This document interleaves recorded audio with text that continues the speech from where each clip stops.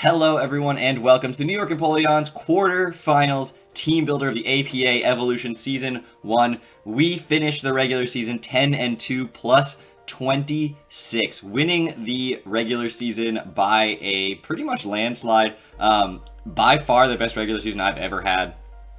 I was actually just, honestly, however this playoffs goes, I will always keep that little nugget of information to know that I had an incredibly good regular season in my back pocket, knowing that this team does what it's supposed to do and can win any matchup. However, of course, we went 10-2, and that means we did lose a couple of times, and one of those times was to the Orlando Magikarps in Week 7. Well, great. My prize for winning the regular season is to play the 8 seed, who is the Orlando Magikarps. So first things first, we are jumping right back into a game that we lost. Now, losing the first battle is honestly sort of an advantage. It means that you've seen some of the sets that work against you, but you haven't really shown the sets that work against them. That being said, I also didn't really get any front office help and kind of forgot to actually prepare for that matchup in the first place. So this is actually going to be a very different team from the last time we played him. So if you want to go check out the team builder and stuff and go see what I brought last time and how different it is this time, by all means, go check that out. Obviously, there's a playlist with all of the videos. You can definitely just check out the Week 7 one if you want. It didn't go well. I think we lost 3-0, maybe 4-0 even. I think it was 3-0. But either way, this week, we're back. We've got a team that we prepared with the front office and really made sure that we are going to give ourselves the best chance to win this game. So, as always, if you have never seen the Choice Specs and the Orlando Magikarps, link is in the description below. Go check him out. I don't think he's uploading the APA season, but that being said, he has a lot of other content, including other battles against the New York Empoleon from the TTM All-Star bracket from last summer. So certainly go check that out. You are more than welcome to enjoy his content, and I encourage you to do that. Anyway, his team is Mega Charizard X, Alolan Ninetales, Empoleon, Conkeldurr, Galvantula, Tyranitar, Blacephalon, Snorlax, Donphan, Whirlipede, Emolga, with Blacephalon and Donphan being his 2 Z users. I did just say it as if he was going to have another Mon, and I realized he didn't, and I panicked, and I just froze. Anyway, I'm a little nervous, if you can't tell, for this matchup.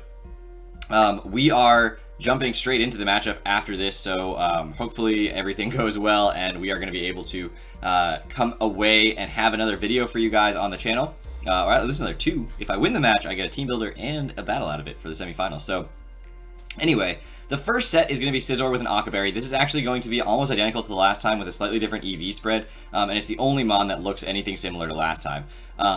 Bullet Punch, Defog, U-Turn, and Knockoff hits his entire team incredibly hard. He doesn't really have a great switch into it. Yeah, the Empoleon doesn't take any damage from Scizor normally, but Knockoff is something that it really doesn't want to take. Similar to the Galvantula, which can eat a Bullet Punch, Knockoff, again, is something the Galvantula just does not want to have aimed its way. Additionally, U-Turn can break a Focus Sash, which is super nice. Obviously, Tyranitar doesn't appreciate it. Blacephalon doesn't appreciate it. The things that resist Bullet Punch definitely don't like knockoffs. And then Snorlax is such a huge problem if it starts going berry and crazy that way. The Octoberry will allow me to take a hit, which is super useful. Not from the Mega Charizard. I think I said that in my last team builder. Octoberry does not allow me to take it from Charizard. And it doesn't allow me to take a Mind Blown from a Blacephalon, but it does allow me to take just about any other non-stab fire hit. So like a Fire Punch from a Snorlax or Conkeldurr, or an HP Fire from Galvantula or Ninetales, something like that. So those are super useful.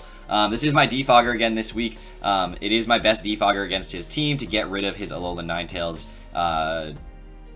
Veil, as well as any hazards he wants to set up like webs or rocks, things like that. He does have the Whirlipede for some spikes control as well.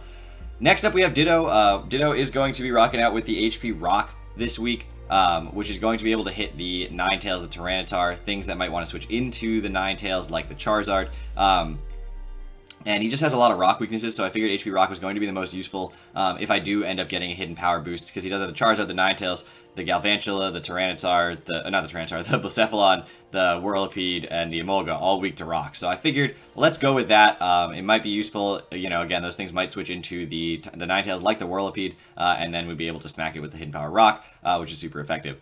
Otherwise, Ditto's pretty standard. It's got a Choice Scarf, and we will be using it like normal, like a Ditto you'd expect it to be used.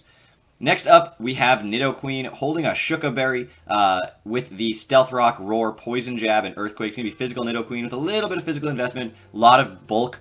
This allows us to take a hit from the Charizard, the Kinkeldurr, the Tyranitar, things like that, and be able to dish out a decent amount of damage back. Roar is to 1 stall out turns of Veil, 2 get Stealth Rock chip on things, and 3 phase out setup sweepers that he's potentially going with. Things like the Charizard, especially if he clicks Earthquake, I could take a +2 Earthquake with the Shuka Berry, roar it out, and then have it forced to try to Dragon Dance again if that is the set he's running.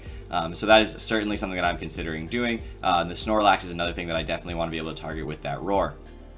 So Nidoqueen, fairly standard, but otherwise Roar is just going to be useful for his setup sweepers. Incineroar is next up with the leftovers Earthquake, Knockoff, Darkest Lariat, and Brick Break. I'm not running Fire Stab this week despite him having a little Ninetales because that thing does not want to take, like, it doesn't really do anything to Incineroar. It doesn't really stay in on Incineroar anyway, and Galvantula will never come in on an Incineroar regardless, and I do a lot of damage anyway. It's a 2 KO with Darkest Lariat, and honestly, that thing's probably going to have a Sash, so 2 KO is the same as a 1 KO in this case.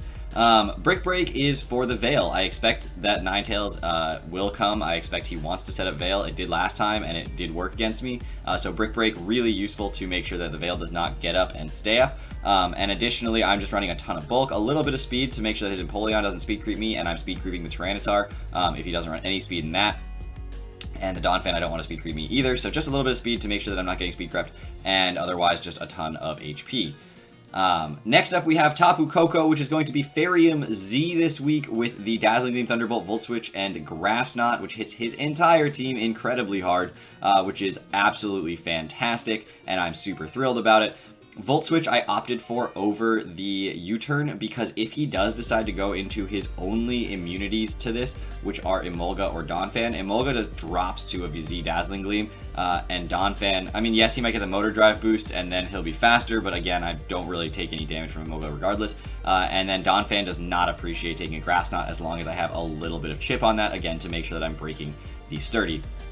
Also, if he's hard switching Donphan in on the Tapu Koko, he's taking a huge risk that I am not going to read that and go for the Dazzling Gleam right off the bat, which itself is almost a 2 KO, gives me a lot of information about his spread, and if it's not 2 KO, Grass Knot does do a little bit more to the Donphan, so I can swap over to that. Although I do think I might want to bluff a choice item maybe on this Koko for a little while, although the Z move is fairly predictable. And lastly, we do have Hawlucha with the Electric Seed, so that we can get that Unburden to pop. High Jump Kick, Swords Dance, Acrobatics, and Drain Punch. Swords Dance is hard to set up, but very, very effective. Once I get it up, my Dual Stabs can kill everything on his team.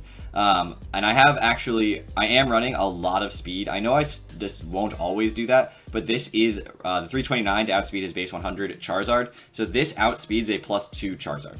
So if he's got 2 Dragon Dances up, I switch my Koko in, it dies, I switch my Hawlucha in, I outspeed. That's a big deal because High Jump Kick is doing about over 50%. So if he's taking rocks damage, for instance, gets up a couple Dragon Dances, hasn't roosted, I can then go for the High Jump Kick and take him out, be able to survive that instead of just straight dying to it, especially if Ditto's gone down, or Incineroar can't intimidate, things like that. So we just have a lot of bailout options since Mega Charizard X is his best option to deal with my team, and that is going to be the team that we're running this week. So hopefully you guys are excited for this battle. If you are, I hope you guys stick around for tomorrow and check that out because it's going to be a wild battle. I'm super excited to see what happens. It is the playoffs, so lose and we are out, win and we stay in, and we continue on this run. Hopefully, fingers crossed, I want to be the champion of the APA Evolution Season 1. That would be the greatest thing ever, just because I have never done Showdown League. To walk in, do my first Showdown League, win the regular season, become champion, and then walk out and never do the Showdown League, that would be the best way to go out.